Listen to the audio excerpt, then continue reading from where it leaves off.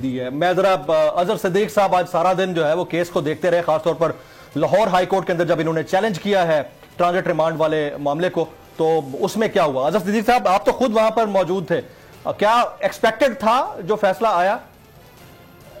बहुत शुक्रिया जमील फारूकी साहब। बहरहाल मुझे तो एक्सपेक्टेशन ये नहीं थी।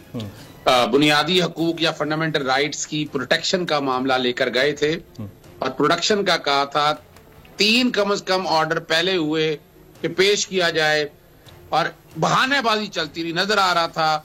और तकलीफ से बात ये है कि निगरान सेटअप है ये मोहसिन नकवी का। जी जी क्या है ना, जी जी बगावत, मुंशी का ना बगावत है तो पूरी कौम कहेगी यार ये तो कोई बड़ा मुश्किल काम नहीं है, समझना ये। और दूसरा देखें, ये 10 घंटे में सारा कुछ हो गया। कहाँ गए केसेस, इन्वेस्टिगेशन इंक्वायरी के पर्चा दर्ज हुआ 5:56 के ऊपर। वो टीवी पे देख रहे थे यार, बड़ी ज्यादा समझिएगा, टीवी पे देख रहे थे इस्लामाबाद में।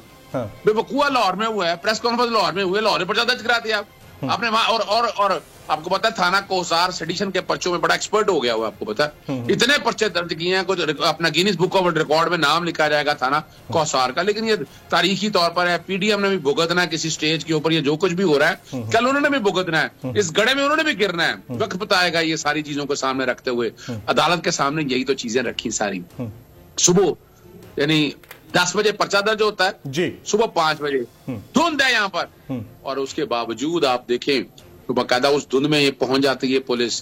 फिर 3 पुलिस के लिखे हुए रपट के अंदर, और यहाँ हमने देखा कि 20 पुलिस वाले आए फवाद चौधरी को लेने के लिए, 50 पुलिस वाले। अब इस मौके के ऊपर तौहीन अदालत की दरखास्त तो दायर की जाएगी, और जो अपना मैजिस्ट्रेट थे जिन्होंने राहदारी रिमांड दिया उन्होंने भी ज़हन का इस्तेमाल नहीं किया। भाई वो एक बंदा गैर कानूनी हिरासत करके ले आया है तो आप रिमांड दे देंगे, क्यों दे देंगे रिमांड? पहले जस्टिफाई करे, वो पहले आपको तसल्ली करे इस बात की कि वो जो गिरफ्तारी है, चूंकि आपकी जुरिस्डिक्शन से बंदा लेके जा रहा है, ये इसलिए रखा हुआ है बुनियादी हकूक का तहफ़्फ़ुज़ फराहम करना है। अजहर सिद्दीक साहब, मैं आपको अपने बारे में बताता हूं। मेरा 1 दिन का ट्रांजिट रिमांड मांगा गया था कराची में, मैजिस्ट्रेट साहब ने कहा 3 दिन का ले लें।